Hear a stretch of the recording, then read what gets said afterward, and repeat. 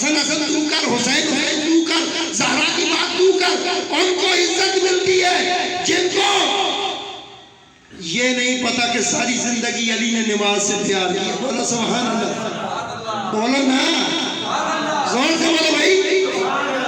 اور یار ان کو عزت مل رہی ہے جو نماز نہ پڑھے، جو قرآن کی تلاوت نہ کرے، جو منہ سے سوٹا لگا کر کہے علی نے ملنگا تے نمازوں کو رتانگا، انہوں نے طاقت مل جاتی ہے. تو بدبختہ تو علی علی کر کے نماز پڑھ کے وضو کر کے اللہ دے نبی دے دین علی دا نام کیوں نہیں لینا؟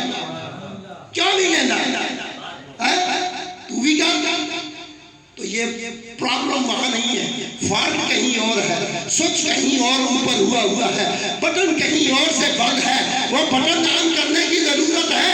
حلالی ہے اور حلالی پڑھ، علی علی کار پتہ لگے تو ہی اپنی ماں دی صداقت کی گواہی دے نا.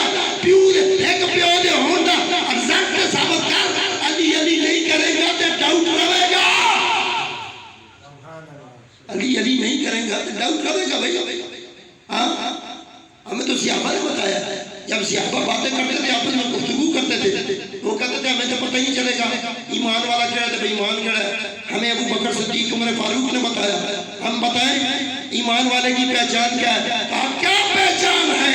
عمر فاروق فرماتے ہیں ہم علی کا ذکر کرتے تھے جس کے چہرے پہ فٹ پڑ جاتے تھے پتہ چل جاتا تھا کہ منافق ہے، اور جس کے چہرے کھلکھلا ہوتے تھے پتہ چلتا تھا کہ یہ مومن ہے.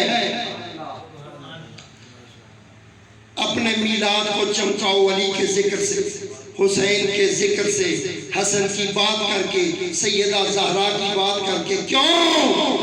اس لیے کہ کچھ کنیکشن جوڑنے کے لیے نا رابطے سے رابطہ جڑ جائے گا، سلسلے سے سلسلہ مل جائے گا، اور رابطے سے رابطہ جڑ جائے گا.